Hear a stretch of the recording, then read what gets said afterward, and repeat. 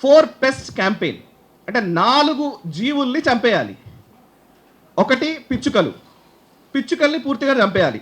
2 ఎలుకలు, 3 ఈగలు, 4 దోమలు.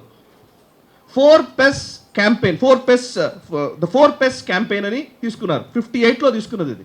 అంటే వీటన్నిటి విధ్వంసం చేస్తే మనకు ప్రొడక్షన్ పెరుగుతుంది అనేది ఒక దుర్మార్గపు కాదు, తెలివి తక్కువ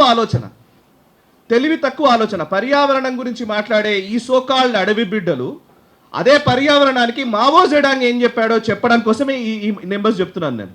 అదే పర్యావరణానికి సంబంధించి మావో జెడాంగ్ టైంలో ఈ 4 చేయడం వల్ల మనము ప్రొడక్షన్ పెంచుతాము. అంటే ఇప్పుడున్న మన పొలాల్లో పొలాల ప్రొడక్షన్ ఉత్పాదకత పెరగాలి అని అంటే కనుక, పెరగాలంటే ఏం చేస్తున్నాము మనం పెంచుతున్నాం. కానీ ఈ ఎలుకలు, ఈ పిచ్చుకలు, లేకపోతే ఈ వీటి వల్ల సగం ప్రొడక్షన్ తగ్గుతోంది, ఉత్పాదకత. దీన్ని మనం పెంచుకోవాలంటే వీటిని చంపేయాలి అనే ఒక తెలివి తక్కువ ఆలోచనతోటి దేశవ్యాప్తంగా పాలసీ పెట్టుకొని చంపించిన తర్వాత ఏమైంది అని అంటే క్షామం వచ్చింది, అక్కడ కరువు వచ్చింది, విపరీతమైన ద గ్రేట్ ఫెమిన్ అంటారు.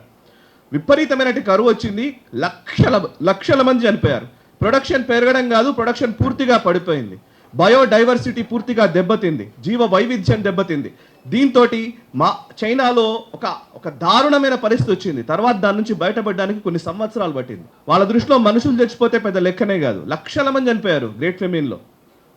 లక్షల మంది చనిపోయినా వాళ్ళకి పెద్ద లెక్క కాదు. వాళ్ళకి ఈవెన్ కరోనా లాంటివి ఇవి కూడా పెద్ద లెక్క కాదు వాళ్ళకి. సో మనుషులు చనిపోవడం పెద్ద విషయం కాదనమాట.